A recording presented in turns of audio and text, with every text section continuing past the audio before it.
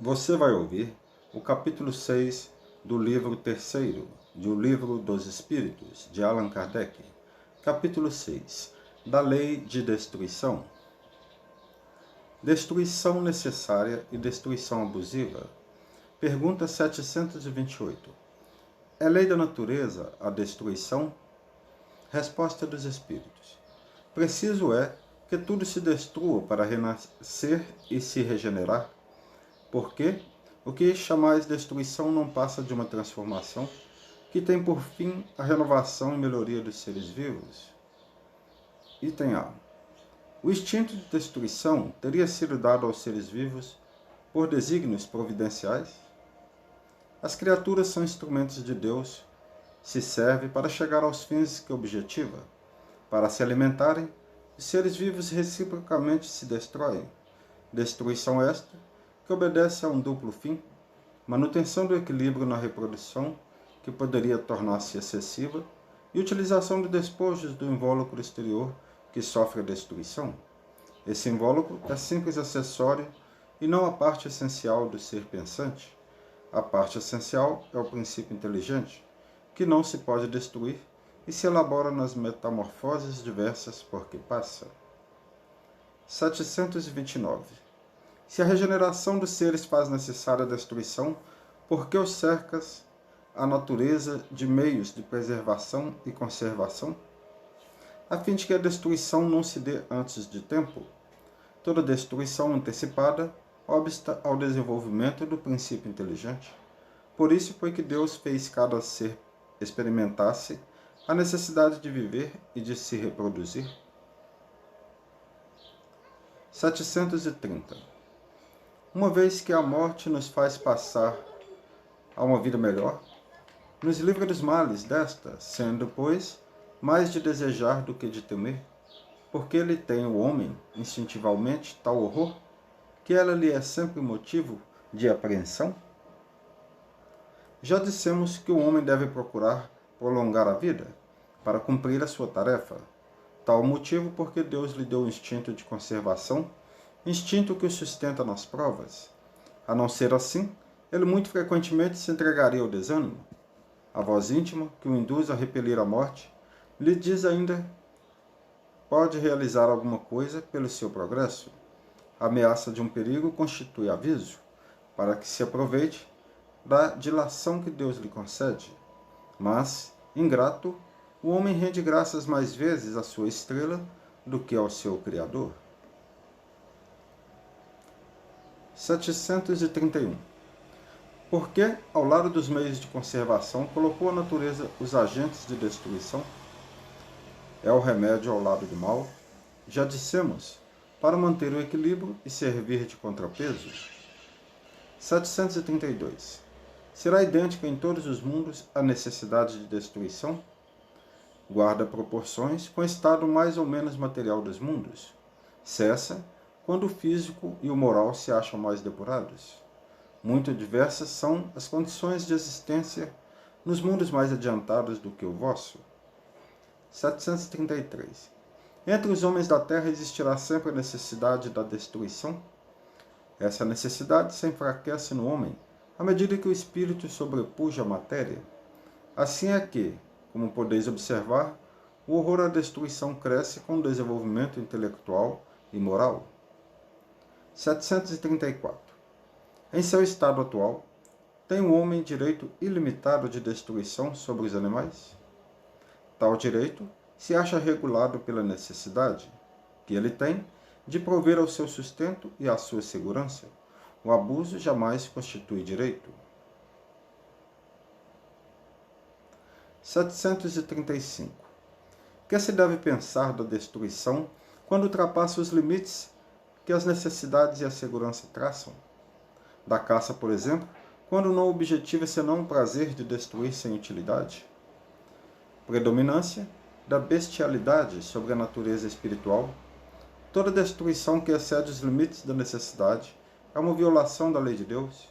Os animais só destroem para a satisfação de suas necessidades, enquanto que o homem, dotado de livre-arbítrio, destrói sem necessidade. Terá que prestar contas do abuso da liberdade que lhe foi concedida, pois isso significa que cede aos maus instintos. 736. Especial merecimento terão os povos que levam ao excesso o escrúpulo quanto à destruição dos animais? Esse excesso, no tocante a um sentimento louvável em si mesmo, se torna abusivo e o seu merecimento fica neutralizado por abusos de muitas outras espécies. Entre tais povos, há mais temor supersticioso do que verdadeira bondade. Flagelos destruidores. 737.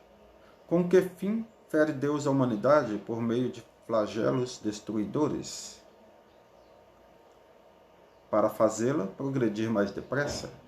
Já não dissemos ser a destruição uma necessidade para a regeneração moral dos espíritos, que em cada nova existência sobem um grau na escala do aperfeiçoamento? Preciso é que se veja o objetivo para que os resultados possam ser apreciados.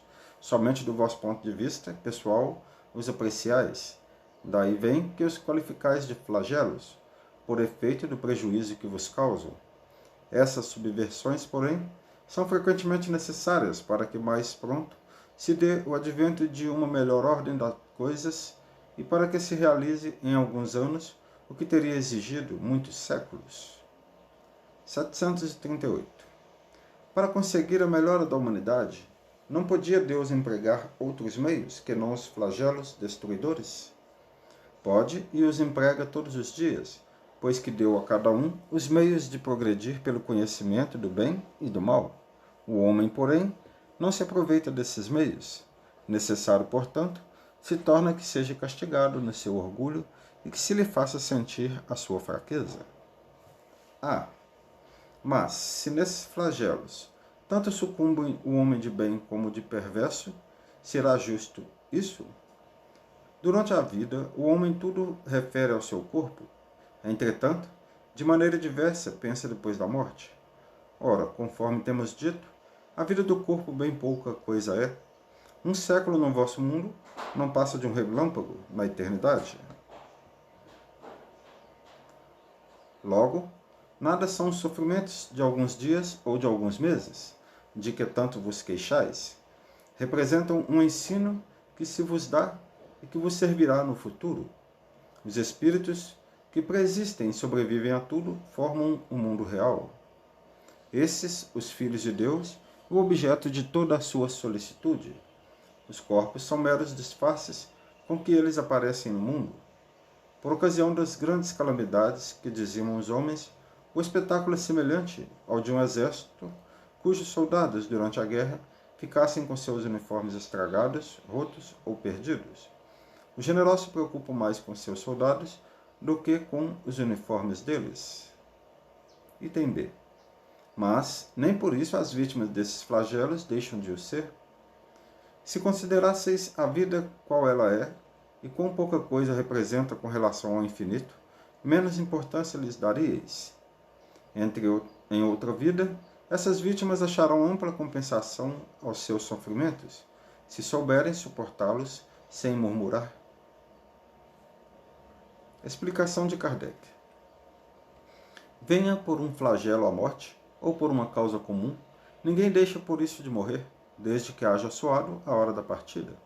A única diferença, em caso de flagelo, é que o maior número parte ao mesmo tempo. Se pelo pensamento pudéssemos elevar-nos de maneira a dominar a humanidade e abrangê-la em seu conjunto, esses tão terríveis flagelos não nos pareceriam mais do que passageiras tempestades no destino do mundo. 739. Tem os flagelos destruidores utilidade do ponto de vista físico, não obstante os males que ocasionam? Tem. Muitas vezes mudam as condições de uma região, mas o bem que deles resulta, só as gerações vindouras o experimentam. 740. Não serão os flagelos, igualmente, provas morais para o homem, por porem-no a braços com as mais aflitivas necessidades? Os flagelos são provas que dão ao homem ocasião de exercitar a sua inteligência, de demonstrar sua paciência e resignação ante a vontade de Deus, e que lhe oferecem ensejo de manifestar seus sentimentos de abnegação, de desinteresse e de amor ao próximo, se o não domina o egoísmo. 741. Dado é ao homem conjurar os flagelos que o afligem? Em parte é, não porém como geralmente o entendem. Muitos flagelos resultam da imprevidência do homem. À medida que adquire conhecimentos e experiência, ele os vai podendo conjurar, isto é, prevenir, se lhe saber pesquisar as causas. Contudo, entre os males que afligem a humanidade, alguns há de caráter geral, que estão nos decretos da providência e dos quais cada indivíduo recebe, mais ou menos, o contragolpe. A esses, nada pode o homem opor a não ser sua submissão à vontade de Deus. Esses mesmos males, entretanto, ele muitas vezes os agrava pela sua negligência. Explicação de Kardec. Na primeira linha dos flagelos destruidores, naturais e independentes do homem, devem ser colocados a peste, a fome, as inundações, as intempéries fatais às produções da terra. Não tem, porém, o homem encontrado na ciência, nas obras de arte, no aperfeiçoamento da agricultura, nos afolhamentos e nas irrigações, no estudo das condições higiênicas, meios de impedir, ou quando menos, de atenuar muitos desastres? Certas regiões outrora assoladas por terríveis flagelos não estão hoje preservadas deles? Que não fará, portanto, o homem, pelo seu bem-estar material, quando souber aproveitar-se de todos os recursos de sua inteligência e quando, aos cuidados da sua conservação pessoal, souber aliar o sentimento de verdadeira caridade para com os seus semelhantes? Guerras. 742. Que é o que impele o homem à guerra? Predominância da natureza animal sobre a natureza espiritual e transbordamento das paixões. No estado de barbaria, os povos um só direito conhecem, o do mais forte. Por isso é que, para tais povos, o de guerra é um estado normal. À medida que o homem progride, menos frequente se torna a guerra, porque ele lhe evita as causas, fazendo-a com humanidade quando a sente necessária. 743. Da face da terra, algum dia a guerra desaparecerá? Sim, quando os homens compreenderem a justiça e praticarem a lei de Deus. Nessa época, todos os povos serão irmãos. 744. Que objetivou a providência, tornando necessária a guerra? A liberdade e o progresso. Item A. Desde que a guerra deva ter por efeito produzir o advento da liberdade, como pode frequentemente ter por objetivo e resultado a escravização? Escravização temporária para esmagar os povos, a fim de fazê-los progredir mais depressa. 745. Que se deve pensar daquele que suscita a guerra para proveito seu? Grande culpado é esse, e muitas existências lhe serão necessárias para expiar todos os assassínios de que haja sido causa, porquanto responderá por todos os homens cuja morte tenha causado para satisfazer a sua ambição. Assassínio. 746. É crime aos olhos de Deus o assassino? Grande crime, pois que aquele que tira a vida ao seu semelhante corta o fio de uma existência de expiação ou de missão. Aí é que está o mal. 747. É sempre do mesmo grau a culpabilidade em todos os casos de assassínio? Já o temos dito, Deus é justo, julga mais pela intenção do que pelo fato. 748. Em caso de legítima defesa, excusa Deus o assassínio?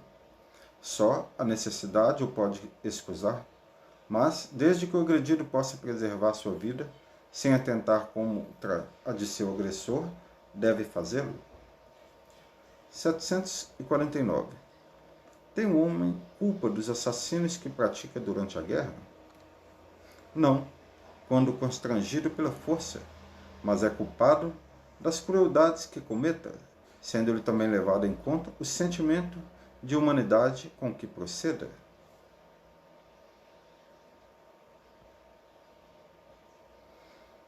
750. Qual o mais condenável aos olhos de Deus? O parricídio ou infanticídio? Ambos o são igualmente, porque todo crime é um crime. 751. Como se explica que, entre alguns povos, já adiantados sob o ponto de vista intelectual, o infanticídio seja um costume e esteja consagrado pela legislação? O desenvolvimento intelectual não implica a necessidade do bem. Um espírito superior à inteligência pode ser mau. Isso se dá com aquele que muito tem vivido sem se melhorar, apenas sabe. Crueldade. 752. Poder-se-á ligar o sentimento de crueldade ao instinto de destruição? É o instinto de destruição no que tem de pior, porquanto, se algumas vezes a destruição constitui uma necessidade, com a crueldade jamais se dá o mesmo. Ela resulta sempre de uma natureza má. 753. Por que razão a crueldade forma o caráter predominante dos povos primitivos? Nos povos primitivos, como lhe chamas, a matéria prepondera sobre o espírito. Eles se entregam aos instintos do bruto e, como não experimentam outras necessidades, além da vida do corpo, só da conservação pessoal cogitam, e é o que os torna, em geral, cruéis. Demais, os povos de imperfeito desenvolvimento se conservam sob o império de espíritos também imperfeitos, que lhes são simpáticos, até que povos mais adiantados venham destruir ou enfraquecer essa influência. 754. A crueldade não derivará da carência de senso moral? Dize, da falta de desenvolvimento do senso moral. Não digas da carência. Porquanto o senso moral existe, como princípio, em todos os homens. É esse senso moral que dos seres cruéis fará mais tarde seres bons e humanos. Ele, pois, existe no selvagem, mas como o princípio de perfume no germe da flor que ainda não desabrochou. Explicação de Kardec. Em estado rudimentar ou latente, todas as faculdades existem no homem. Desenvolve-se conforme lhes sejam mais ou menos favoráveis as circunstâncias. O desenvolvimento excessivo de umas detém ou neutraliza o das outras. A sobreexcitação dos instintos materiais abafa, por assim dizer, o senso moral, como o desenvolvimento do senso moral enfraquece pouco a pouco as faculdades puramente animais. 755. Como pode dar-se que no seio da mais adiantada civilização se encontrem seres às vezes tão cruéis quanto os selvagens?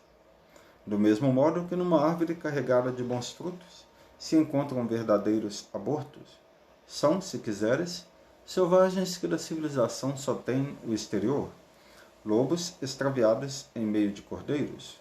Espíritos de ordem inferior e muito atrasados podem encarnar entre homens adiantados, na esperança de também se adiantarem.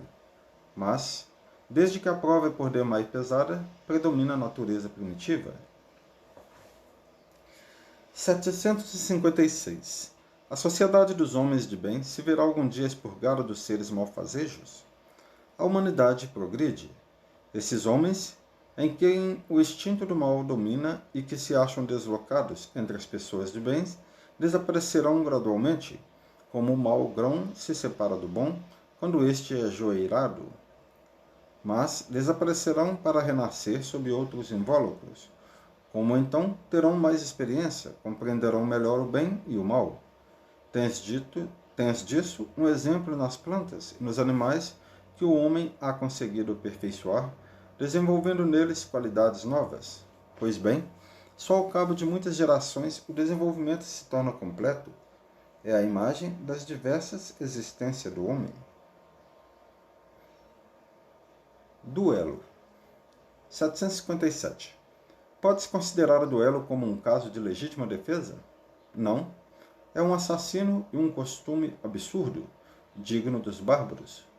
Com uma civilização mais adiantada e mais moral, o homem compreenderá que o duelo é tão ridículo quanto os combates que outrora se consideravam como o juízo de Deus. 758. poder-se-á considerar o duelo como um assassino por parte daquele que, conhecendo a sua própria fraqueza, tem a quase certeza de que sucumbirá? É um suicídio. Item A. E quando as probabilidades são as mesmas para ambos os duelistas, haverá assassino ou suicídio? Um e outro. Explicação de Kardec. Em todos os casos, mesmo quando as probabilidades são idênticas para ambos os combatentes, o duelista incorre em culpa, primeiro porque atenta friamente e de propósito deliberado contra a vida de seu semelhante, depois porque expõe inutilmente a sua própria vida, sem proveito para ninguém. 759. Que valor tem o que se chama ponto de honra em matéria de duelo? Orgulho e vaidade, dupla chaga da humanidade. Item A. Mas não há casos em que a honra se acha verdadeiramente empenhada e em que uma recusa fora covardia? Isso depende dos usos e costumes. Cada país e cada século tem a esse respeito um modo de ver diferente. Quando os homens forem melhores e estiverem mais adiantados em moral, compreenderão que o verdadeiro ponto de honra está acima das paixões terrenas e que não é matando, nem se deixando matar, que repararão agravos.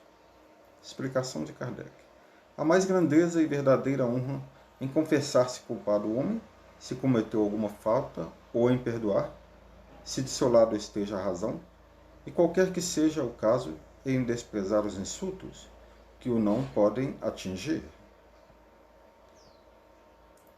Pena de morte. 760. Desaparecerá algum dia da legislação humana a pena de morte? Incontestavelmente desaparecerá e a sua supressão assinalará um progresso da humanidade. Quando os homens estiverem mais esclarecidos, a pena de morte será completamente abolida na terra. Não mais precisarão os homens de ser julgados pelos homens. Refiro-me a uma época ainda muito distante de vós. Explicação de Kardec. Sem dúvida, o progresso social ainda muito deixa a desejar, mas seria injusto para com a sociedade moderna quem não visse um progresso nas restrições postas à pena de morte no seio dos povos mais adiantados e a natureza dos crimes a que sua aplicação se acha limitada.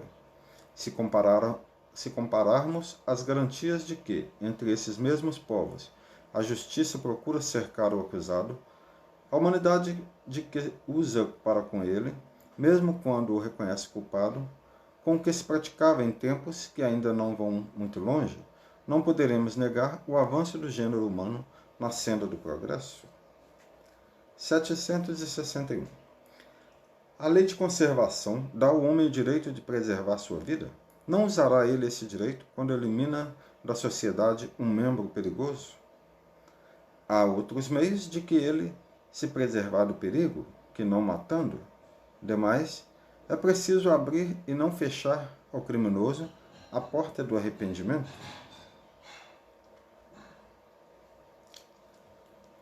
762. A pena de morte que pode vir a ser banida das sociedades civilizadas não terá sido de necessidade em épocas menos adiantadas?